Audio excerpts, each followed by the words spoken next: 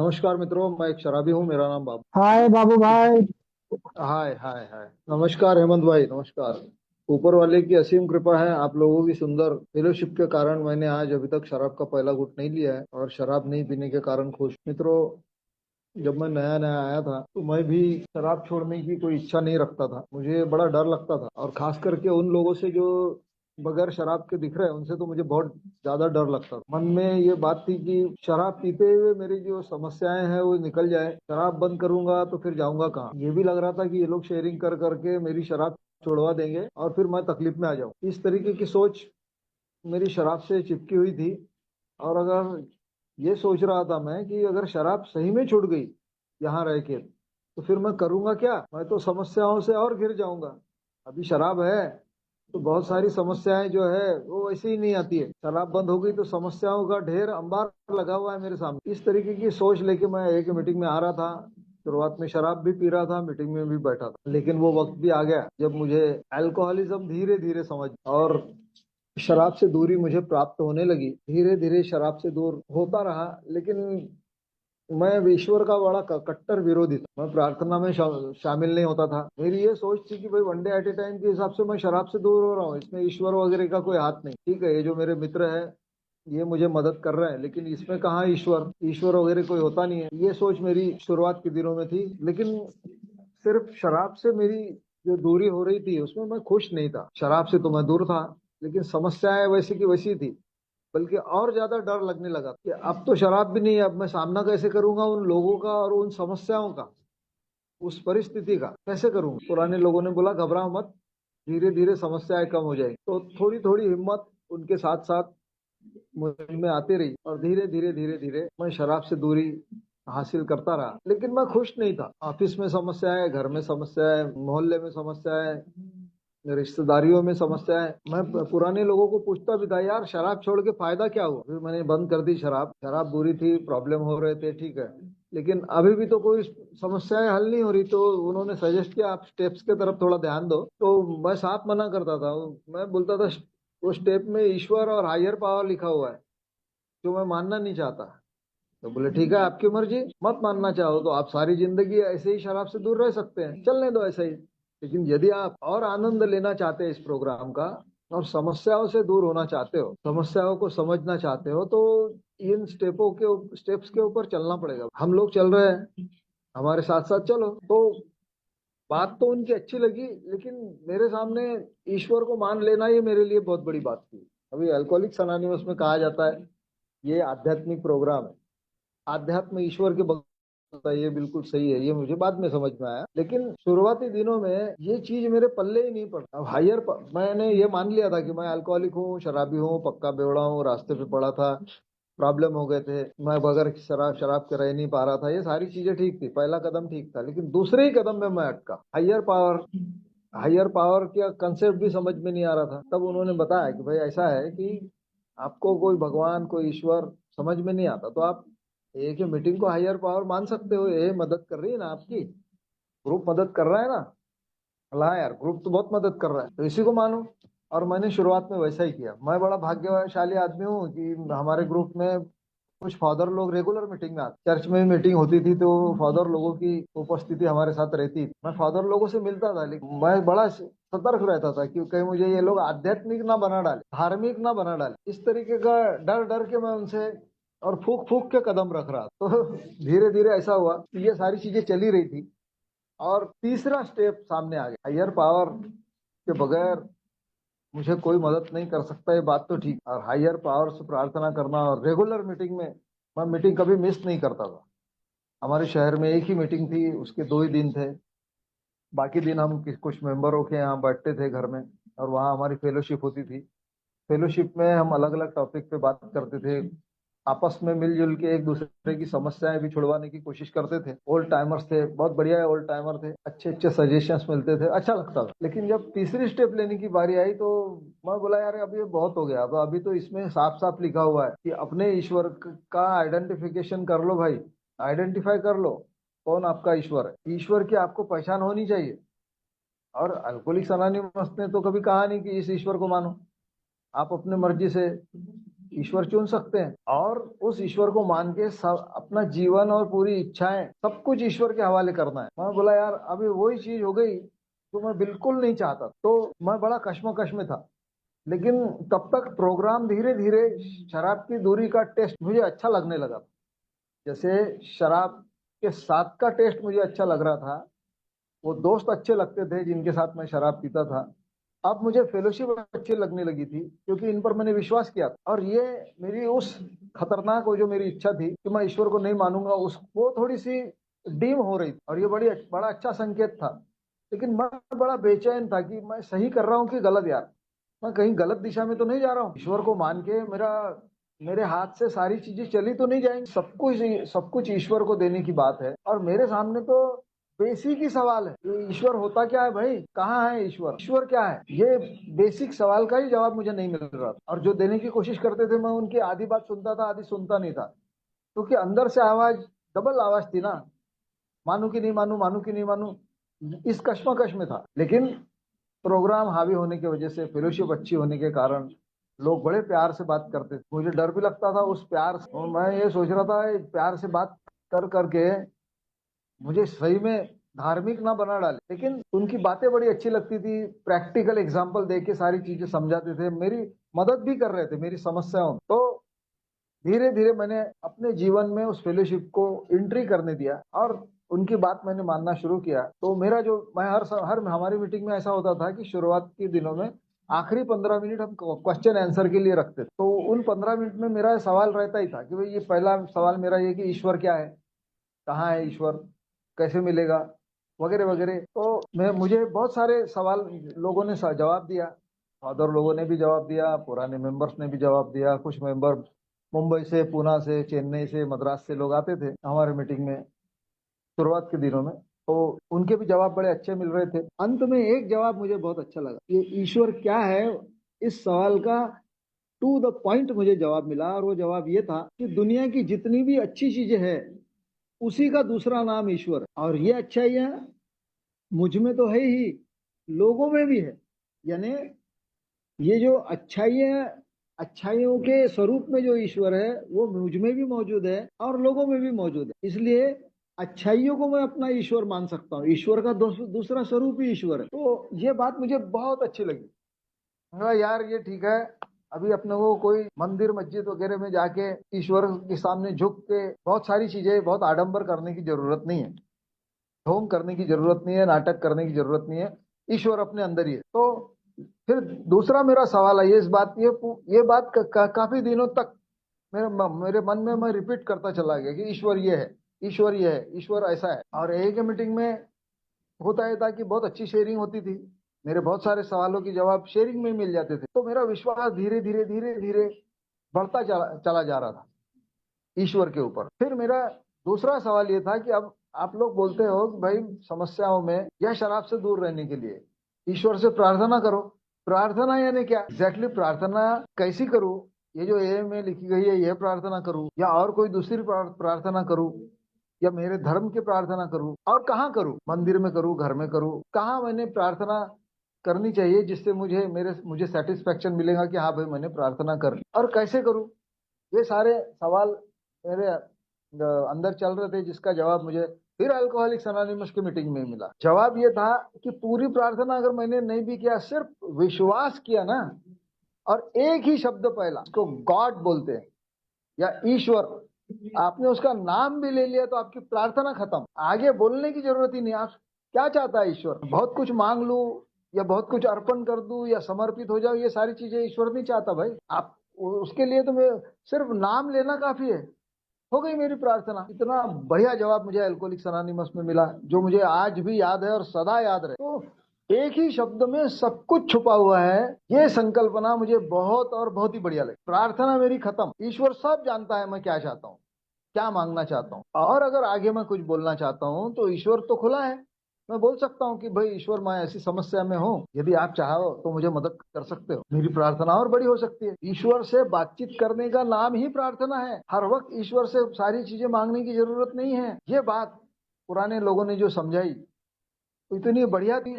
हालांकि ईश्वर तो हर वक्त मुझे देने के लिए ही बैठा है। ईश्वर तो मुझसे कुछ नहीं मांग रहा ना। ईश्वर कहाँ चाहता है कि मैं रोज मंदिर में ही जाऊं, फूलों की चादर चढ़ाऊं, अगरबत्ती लगाऊं, या विधि के और शास्त्रों के हिसाब से ही उसकी पूजा करूं, तभी ईश्वर मेरी बात मानेगा। ऐसा कहीं नहीं है। मैं कहीं पर भी किसी भी वक्त ईश्वर का नाम ले सकता हूँ और प्रार्थना कर सकता हूँ पवित्र मन से। बस इतना है कि मेरा जो मेरी जो आवाज रहेगी वो दिल से आनी चाहिए। दिल की आवाज ईश्वर बिल्कुल सुनता है और हमेशा सुनता है। इतनी सारी अच्छी अच्छी चीजें मेरे जैसे शराबी को समझना आसान नहीं था, लेकिन पुराने ओल्ड टाइमर का शुक्रगुजार हूँ। फादर लोगों का भी शुक्रगुजार हूँ कि उन्होंने मुझे समझ के, शायद मैं इतना तकलीफ दे रहा था इस मामले में उन लोगों को कि मुझे तो लग रहा था कि ये एक ना एक दिन मुझे बोलने वाले ही है कि भाई बहुत हो गया यार तेरा, अभी तो एक ही मीटिंग में आना बंद कर। लेकिन ऐसा हुआ नहीं। बाद में जब मैं ईश्वर को मानने लगा ना, तो मैंने एक फादर से पूछा भी था, फादर मैं बहुत तकलीफ दिया यार आप लोगों को, इतने सवाल पूछ पूछ के आपको कुछ बस बुरा लगता होगा उस वक्त। तब उन्होंने बहुत अच्छा जवाब दिया।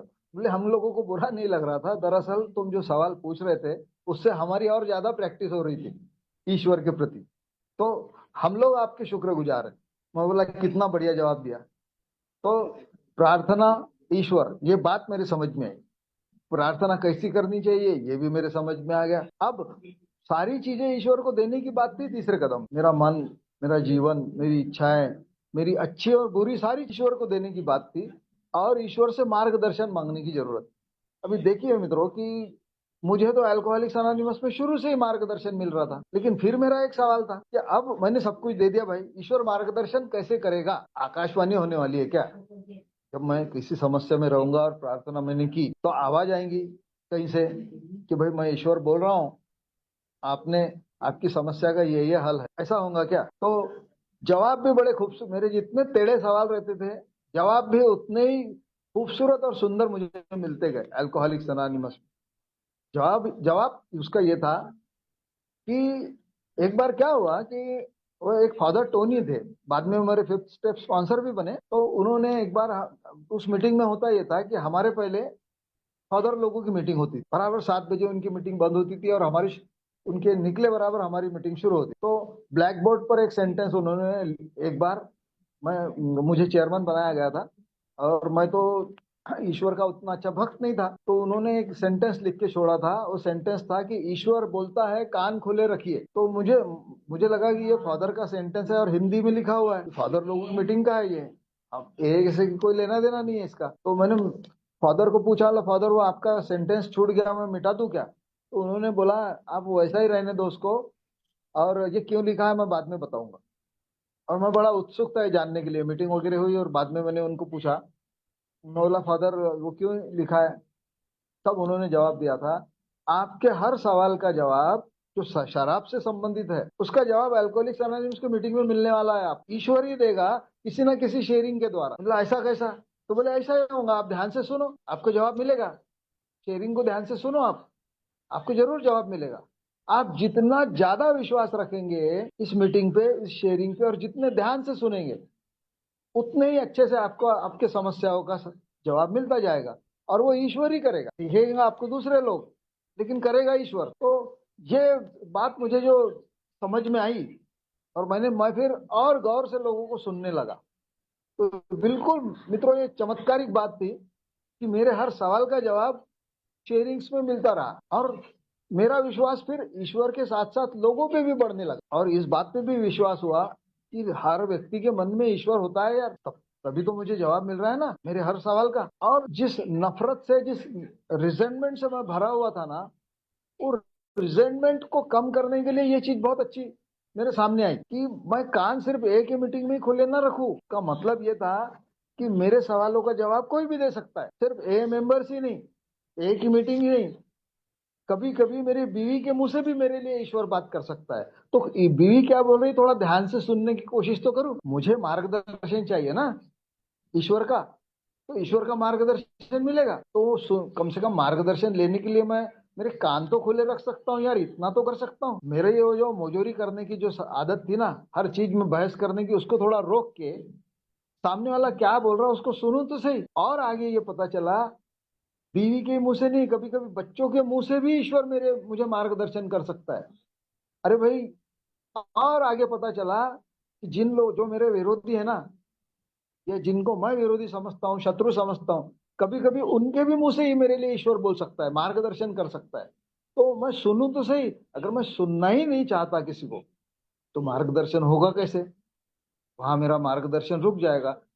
इसी बात को अल्कोहलिक्स अनोनिमस बोलती है कि अपने दिमाग को ओपन करो, ओपन माइंडेडनेस हो जाओ, खुला दिमाग रखो, और खुले दिल से शेयर भी करो। और शेयरिंग करते समय प्रार्थना करके बैठो भाई, या प्रार्थना करके शेयर करो, तो देखो ईश्वर आपकी वाणी में भी वो ताकत लेके आ सकता है। तो ये जो चीजें है, ये मुझे अल्कोहलिक्स अनोनिमस की मीटिंग में यदि मैं नहीं होता तो सारी जिंदगी शास्त्र पढ़ते रह जाता है और कभी मुझे समझ में नहीं आता। और इसीलिए मैं बार बार ये बोलता हूँ कि मुझे मेरा ईश्वर अल्कोहलिक्स अनोनिमस की मीटिंग में मिला भाई। ये मीटिंग नहीं होती तो मुझे सारी जिंदगी, हो सकता है मैं जिंदा रहता, शराब भी नहीं पीता, लेकिन ईश्वर के करीब कभी नहीं जाता, ईश्वर की संकल्पना को कभी नहीं समझता, और इस प्रोग्राम को भी समझ में नहीं आता। यहाँ से मित्रों मेरा आध्यात्मिक प्रोग्राम शुरू होता है। तीसरे कदम में मुझे मार्गदर्शन कैसे मिलेगा, कहाँ से मिलेगा, ये सारे कंसेप्ट क्लियर हो गए। और आगे मुझे अल्कोहलिक्स अनोनिमस का प्रोग्राम ये भी बताता है, केवल यहाँ तक ही नहीं, आगे ये बताना चाहता है प्रोग्राम, आध्यात्मिक प्रोग्राम, कि अगर मैं बाकी 3 स्टेप तक इतना फायदा हुआ, तो अगर मैं आगे की स्टेप लूंगा तो कितना ज्यादा फायदा मेरे जीवन में हो जाएगा। और मुझे तो यही नहीं समझ में आ रहा था, ये आध्यात्म यानी क्या, अध्यात्म किसे कहते हैं? आध्यात्मिक प्रोग्राम, स्पिरिचुअल प्रोग्राम, ईश्वरीय प्रोग्राम, अलग अलग नामों से इस प्रोग्राम को जाना जाता है। तो ये प्रोग्राम आध्यात्मिक कैसा हुआ? ये तो प्रैक्टिकल है भाई, अल्कोहलिक लोगों का प्रोग्राम है। हम शेयरिंग करते हैं एक दूसरे के सामने, अपने अपनी समस्याएं बताते हैं, और शराब से दूर रहने की कोशिश करते हैं। इधर ईश्वर किधर है, या अध्यात्म किधर है? तो उसका जवाब भी मुझे अल्कोहलिक्स अनोनिमस में मिला, कि जितनी भी अच्छी चीजें होती है उसका भी उसका दूसरा नाम ही अध्यात्म है भाई। मैं अगर सच का सामना करता हूँ या सच बोलता हूँ, तो मैं अध्यात्म पे चल रहा हूँ। अगर मैं अपनी गलती मानता हूँ तो आध्यात्मिक प्रोग्राम पर चल रहा हूँ। अपनी गलतियों को स्वीकार करना इतना आसान नहीं था। 4 स्टेप की क्या जरूरत है, इसकी बहस मैंने मेरे स्पॉन्सर से की थी। भाई 3 स्टेप में आ गया ना मैं, अब ऊपर वाला मार्गदर्शन कर रहा है, तो अब मुझे मेरी गलतियों को क्यों लिखना है, लिखने की जरूरत क्या है? अभी मुझे, मैं वो बोल इसलिए रहा था ये सारी चीजें, कि मुझे लगता था मैंने बहुत ज्यादा पाप किए, बहुत ज्यादा लोगों को तकलीफ दी है, बहुत ज्यादा बुरे कर्म किए, तो मुझे तो पनिशमेंट ही मिलने वाली है भाई। मुझे अगर मैं अध्यात्म में गया तो ईश्वर मुझे पनिश करेगा। इस पनिशमेंट के डर से आध्यात्मिक कार्यक्रम में लेना नहीं चाहता। फिर मुझे, जब मैंने, मेरे जो 5th स्टेप स्पॉन्सर थे वो फादर टोनी, जो अभी इस दुनिया में है ही नहीं, उन्होंने इस बात का जवाब दिया कि अगर ईश्वर को आपको पनिश ही करने का था तो वो ए में लाता नहीं ना भैया। आपको ए में क्यों लाता? बाहर के बाहर पनिशमेंट देके आपको खत्म कर देता, आपने बहुत पाप किए है तो।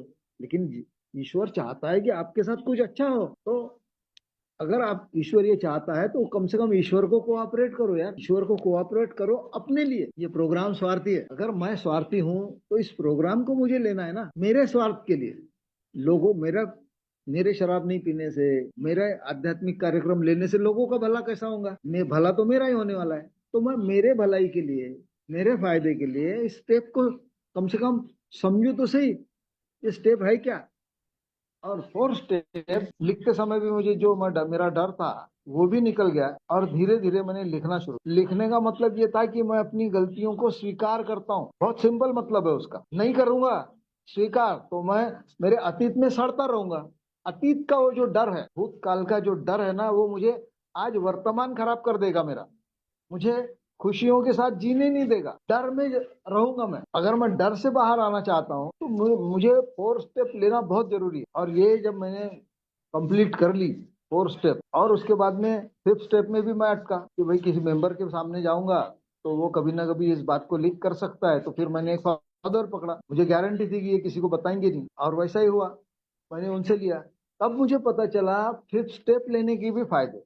स्टेप्स अल्कोहलिक्स अनोनिमस के इतने इंपॉर्टेंट है कि मुझे अंदर से क्लीन करते हैं। दिवाली के दिनों में हम लोग घर के कोने कोने से कचरा धूल मिट्टी जितना भी है सब साफ करके निकालते हैं, सारी साफ सफाई, क्योंकि लक्ष्मी घर में आने वाली है, दिवाली है। तो अगर मैं मेरे मन में ईश्वर को बसाना चाहता हूँ तो मेरे मन के अंदर का कचरा साफ करके निकालना पड़ेगा ना भाई, छोटा छोटा कोने कोने का। अगर मैं थोड़ा सा भी कचरा रखता हूँ, या मुझे किसी डिफेक्ट से प्यार है, ये कैरेक्टर डिफेक्ट से प्यार भी होता है, ये भी मुझे स्टेप लेते समय समझ में आया। कुछ डिफेक्ट ऐसे होते हैं मैं छोड़ना ही नहीं चाहता, मुझे लगता है कि ये कैरेक्टर डिफेक्ट मैंने अपने साथ ही रखना चाहिए तो जिंदगी का मजा है। और ये भी सवाल है कि यार ये सारी चीजें मैं कर लूँ, ईमानदारी से रहूं, नम्रता से रहूं, लोगों से प्यार से बात करूं, ये तो एक प्रकार से साधु वाला जीवन हो गया, धार्मिक जीवन हो गया। मुझे ये लोग या तो धार्मिक बना डालेंगे या फिर साधु बना डालेंगे। तब अल्कोहलिक्स अनोनिमस में एक बहुत अच्छा सुंदर स्लोगन भी है, वो जवाब देता है कि हम कभी संत नहीं बन सकते, हम संत लोग नहीं है, हम अल्कोहलिक ही है। जब भी कोई समस्या आएगी ना, हम संतों के जैसा नहीं सोचेंगे, अल्कोहलिक के जैसे ही सोचेंगे, हमेशा शॉर्टकट मारने की ही सोचेंगे, चाहे हम कितने भी पुराने हो जाए। वो एक कहावत है ना, बंदर कभी कोलांटी मारना नहीं छोड़ता, वैसे ही ये अल्कोहलिक जो है वो हमेशा टेढ़ा ही सोचेगा। मेरी पर्सनैलिटी अल्कोहलिक की है, मेरी सोच अल्कोहलिक की है, मैं सीधे से कभी नहीं रह पाऊंगा। इसीलिए निरंतर ये प्रोग्राम की प्रैक्टिस मुझे होना बहुत जरूरी है, निरंतर। यहाँ से अगर मैं बाहर गया ना तो कोई मुझे समझने वाला नहीं है, मेरी क्या समस्या है, मैं बोल क्या रहा हूँ, मेरी भाषा क्या है, कोई नहीं समझ पाएगा। अगर मुझे कोई समझ सकता है तो अल्कोहलिक्स अनोनिमस के लोग, और वो लोग जो ये जानते हैं कि मैं कैसी समस्याओं से जूझ रहा हूँ, और वो सारे लोग यही हैं। इसका मतलब ये नहीं है कि मैं हमेशा अल्कोहलिक्स अनोनिमस में ही रहूं और बाहर ना जाऊं। अल्कोहलिक्स अनोनिमस बिल्कुल साफ साफ लफ्जों में बताता है कि मुझे 1 घंटे की मीटिंग करके बाकी के 23 घंटे अपने कंफर्ट जोन से बाहर आके जीना है। तो वो 1 घंटे में मुझे इतना रिचार्ज मिल जाना चाहिए ताकि मैं 23 घंटे बाहर की दुनिया में अच्छे तरीके से जी सकूं। और ये तभी पॉसिबल है जब इस प्रोग्राम से मुझे प्यार हो, ये प्रोग्राम मैं निरंतर लेता रहूं, और ये प्रोग्राम लेने में दूसरों की भी मदद करूं, प्रोग्राम में इतना घुल मिल जाऊं 1 घंटे के लिए, ताकि मैं बाहर की जो जिंदगी है उसको समझ सकूं, उनका मुकाबला कर सकूं, उनका सामना कर सकूं। शिकायतों से भरा हुआ मैं, हर व्यक्ति से रिजेंटमेंट रखने वाला मैं, दुनिया भर के लफड़े करने वाला मैं, अल्कोहलिक्स अनोनिमस के कंफर्ट जोन में आके सुरक्षित तो महसूस करता हूँ, लेकिन यहाँ से बाहर जाते वक्त बड़ा डर लगता, मुझे लगता है कि दुनिया अच्छी नहीं है, दुनिया मुझे समझेंगी नहीं, मुझे प्यार नहीं करेंगी, मेरी बात मानेंगी नहीं। इन सारे चीजों के पीछे, हर चीज के पीछे जो जो मैं सोचा समझता हूँ ना, उसके पीछे एक कैरेक्टर डिफेक्ट छुपा हुआ है। दुनिया मेरी बात मानेंगी नहीं, चलो एक सेंटेंस ले लेते हैं, क्यों मानेंगी मेरी बात दुनिया? मैं कौन हूँ, शहंशाह हूँ, क्यों मानना चाहिए? अरे भाई, अगर मेरी बात सही है तो सबको माननी पड़ेगी, लेकिन मेरी बात माननी ही चाहिए। दुनिया का मतलब सबसे पहले मेरा परिवार आता है, मेरी बीवी ने, बच्चों ने मेरी बात मानना चाहिए। अब सवाल यह है, क्या मैं ऐसी सिचुएशन तैयार करता हूँ कि नहीं घर में, शराब से दूर रह कि वो लोग मेरी बात मान लो? ऐसी परिस्थिति निर्माण कब हो सकती है? तब हो सकती है जब मैं उनकी बात मानूं, उनको ये बताऊं कि मैं तुम्हारा बाप हूँ, पिता हूँ, एक पति हूँ, और तुम्हारे साथ मेरे ईमानदार रिश्ते, रिश्तों के साथ बेईमानी करने में एक मेरे जैसा अल्कोहलिक बहुत चालाक, बेईमानी भरा मैं रिश्ते निभाना मुझे आता नहीं, अल्कोहलिक्स अनोनिमस ने सिखाया है। तो ये रिश्ते जब मैं मेरे घर में अच्छे से निभाऊंगा तो जवाब में अच्छा ही आएगा। डेली रिफ्लेक्शन पढ़ते हैं ना, जो मैं करूंगा उसका रिफ्लेक्शन वैसा ही आएगा। अगर मैं ईमानदारी से रिश्ते निभाऊंगा, मैं प्यार दूंगा, तो जवाब में प्यार ही आएगा। ऐसा पॉसिबल नहीं है कि मैं प्यार से रहूं और लोग मुझसे नफरत करें। एक एक डिफेक्ट मेरा, एक एक कैरेक्टर डिफेक्ट से भरा हुआ है। तो फोर्थ फिफ्थ स्टेप में वहां से मेरी ये जो डिफेक्ट है वो धीरे धीरे धीरे धीरे कम होना शुरू होते हैं, और मुझे पता चलता है कि मेरे डिफेक्ट ही सबसे बड़ा प्रॉब्लम था। शराब तो कभी मेरा प्रॉब्लम था ही नहीं यार, वो तो बाहरी दिखावा था। असली प्रॉब्लम तो ये था कि मैं अपनी दुनिया खुद ही बनाना चाहता था। मैं खुद ही भगवान बन रहा था अपना। अरे भाई, मैं भगवान होता तो इतनी समस्याओं में रहता क्या? मैं तो इंसान भी ठीक से नहीं हूँ, ऑर्डिनरी इंसान हूँ, एकदम सादा। जो बाहर के लोग रहते हैं ना अल्कोहलिक्स अनोनिमस के, उनको अगर कोई समस्या आ गई तो वो शराब की तरफ नहीं भागते, लेकिन मेरी कमजोरी शराब है। उनको मेरे जैसा गुस्सा नहीं आता। मैं एक नंबर का गुस्सेल किस्म का आदमी हूँ, अहंकारी हूँ। अगर मैंने इन डिफेक्ट्स पे काम नहीं किया, इसको इनको कैसे निकालना है ये समझा नहीं ठीक ठीक, तो मैं तकलीफ में कभी भी आ सकता हूँ। कभी भी प्रॉब्लम में आ सकता हूँ। इसीलिए मेरे लिए ये प्रॉब्लम बहुत, ये आध्यात्मिक कार्यक्रम बहुत जरूरी है। और ये कार्यक्रम लेते लेते ही मुझे पता लगता है कि शिकायतें तो अब किसी से रही नहीं भाई। जो कंप्लेंट्स थी ना कि मुझे जिंदगी में ये नहीं मिला, मुझे इन्होंने प्यार नहीं किया, मेरी बात नहीं मानी गई, या ये व्यक्ति सही नहीं है, ये गलत है, ये सारी शिकायत ही खत्म हो जाती है। और मुझे ये पता लगता है ये स्टेप लेने के बाद कि लोगों ने सही किया मेरे साथ, किसी ने गलत नहीं किया। अरे मैंने लोगों के साथ इतने बुरे व्यवहार किए हैं कि मुझे जिंदा रहने का कोई हक भी नहीं, लेकिन लोगों ने सहा ना, बर्दाश्त किया ना। अब ये स्टेप्स लेने के बाद बर्दाश्त करने की बारी मेरी है। अब लोग गलतियां करेंगे और उनको समझ के, उनको स्वीकार करने की समझदारी से उनको हैंडल करने की जवाबदारी मेरी है। लोगों ने मुझे समझने का ठेका लिया है क्या? लोगों ने मुझसे प्यार करने का ठेका लिया है? मैं नहीं करूंगा किसी से प्यार, मैं उनको बर्दाश्त नहीं करूंगा। मुझे बर्दाश्त किया गया ना, तुरंत कमेंट्स कर देता हूँ। अगर किसी ने कोई गलती की तो मेरे तरफ से उसको पनिशमेंट बिल्कुल तैयार रहती है। अरे इसने ऐसा किया ना, इसका ऐसा ऐसा कर दो। और मेरा क्या, मैंने गलती किया, मेरा क्या होना चाहिए था? स्टेप लेते समय ये सबसे बड़ी जो एक खूबसूरत चीज उभर के आती है वो यही है कि मैंने लोगों को माफ करते चले जाना चाहिए। हमारे स्टेप में भी इसका ये अवेलेबल है। अगर मैं सिर्फ 6 स्टेप से मैंने माफी मांगनी शुरू कर दी है लोगों से। आप लोगों को बताऊं कि जब मैंने ये स्टेप ली तो मेरे से कम उम्र के लोगों के भी मैंने पैर छू के माफी मांगी है। इसका कारण ये था कि मुझे बाद में पता चला कि मैं यार बड़ा ईमानदार आदमी। जब मैं दारू पीता था ना तो बड़ी ईमानदारी से पीता था, किसी की सुनता ही नहीं था। लेकिन यही ईमानदारी प्रोग्राम लेने के भी काम में आ गई। जब मैं ये प्रोग्राम मैंने लिया ना तो पूरी ऑनेस्टी के साथ लिया, पूरी, इसमें कोई चीज मैंने छोड़ी नहीं या छोड़ना नहीं चाहता था। गलती से कोई चीज छूट गई वो बात अलग है, लेकिन मैं पूरा पूरा ही लेना चाहता था क्योंकि इस प्रोग्राम की टेस्ट मुझे बड़ी अच्छी लगने लगी थी, बहुत ही प्यारी। क्योंकि मेरे जीवन की सारी समस्याओं का धीरे धीरे धीरे धीरे खात्मा होता चला गया, शिकायतें खत्म होती चली गई, लोग अच्छे लगने लगे, रिजेंटमेंट खत्म हो गया, अहंकार धीरे धीरे कम होने लगा। अहंकार का सही वापर मैंने कैसे करना चाहिए ये बातें समझ में आई। तो आध्यात्मिक प्रोग्राम पूरा के पूरा है। वैसे पूरा जीवन हमारा आध्यात्मिक ही होता है। हम लोग अल्कोहलिक होने के कारण वापस वही जाने की पूरी पूरी शक्यता बरकरार होने के कारण मेरा ये प्रोग्राम निरंतर प्रैक्टिस में होना चाहिए। ये मुझे अल्कोहलिक्स अनोनिमस ने सिखाया। और सिर्फ जब मैं प्रोग्राम लेता हूँ तो अब ये मैं सब कुछ मुझे मिला है अल्कोहलिक्स अनोनिमस से। अब मेरी वापस करने की भी तो बारी है ना। हालांकि मैं कोई चीज रिफंड नहीं कर सकता, मुझे इतना ज्यादा मिला है कि मेरी औकात भी नहीं थी, उससे ज्यादा मुझे मिल गया। आज मेरी बारी है कि मैं लोगों को दूं जो मुझे मिला है, और उतने ही प्यार से दूं जितने प्यार से मुझे बर्दाश्त किया गया। लोगों ने, जब मैंने इतने सवाल पूछे, इतनी तकलीफ दी लोगों को, तो लोगों ने मुझे आउट थोड़ी किया है ऐसे। अब जब लोग ऐसे आएंगे अल्कोहलिक्स अनोनिमस में, जो मेरी बात नहीं सुनेंगे उनको भी मुझे सहना है, लोगों को मेरा पॉइंट ऑफ व्यू समझाना है। मैंने प्रोग्राम कैसे लिया, मैं ऐसी समस्याओं में था जैसे आपकी है, तब मैंने क्या किया, ये सारी चीजें मुझे अच्छे तरीके से और बहुत ही अच्छे तरीके से उनको समझाना है प्यार से। धीरे धीरे मुझे ये भी समझ में आएगा कि ऊपर वाले ने ये मुझे विशेष वरदान दिया है कि मैं ये इस प्रोग्राम पर चल के अब यही चीज दूसरे को भी बता सकता हूँ। बड़े बड़े लोगों को ये, बड़े बड़े बुद्धिमान और ज्ञानी लोगों को भी ये वरदान नहीं है जो मुझे अल्कोहलिक्स अनोनिमस के द्वारा मिला है। और ये जो कुछ भी मैं करता हूँ ना, ये ईश्वर, कुछ भी मेरे हाथ से अच्छे काम हो रहे हैं, ये ईश्वर की इच्छा है। लेकिन अगर गलती से कोई बुरे काम में अगर मैं ईश्वर की इच्छा का इस्तेमाल करता हूँ, मुझे लगता है कि मैंने कोई गलत काम कर दिया, वो ईश्वर की इच्छा थी, तो शायद मैं, मेरी पूरी पूरी वापस उधर ही जाने की फिर से शक्यता, या जिसको बोलते हैं पॉसिबिलिटी होते होना बिल्कुल संभव है। शायद मैं शराब नहीं पीऊंगा सारी जिंदगी, लेकिन खुश नहीं रह पाऊंगा।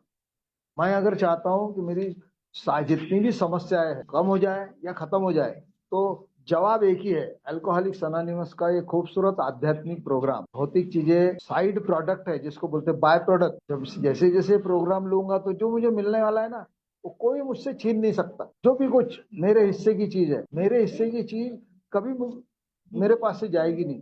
लेकिन अगर मैंने दूसरे के हिस्से की चीज मारनी चाहिए या छीननी चाहिए, तो मैं ये याद रखूं कि मैं उसको भी दुखी करूंगा और उस चीज का आनंद कभी नहीं ले पाऊंगा जो दूसरे की है। इसलिए मेरी ही भौतिक चीज, पैसा या जो भी कुछ चीज है, ना दूसरे की औरत, ना दूसरे का पैसा, ना दूसरे की रिस्पेक्ट मुझे मेरी जिंदगी में कभी भी रास नहीं आ सकती और कभी सुख नहीं दे सकती।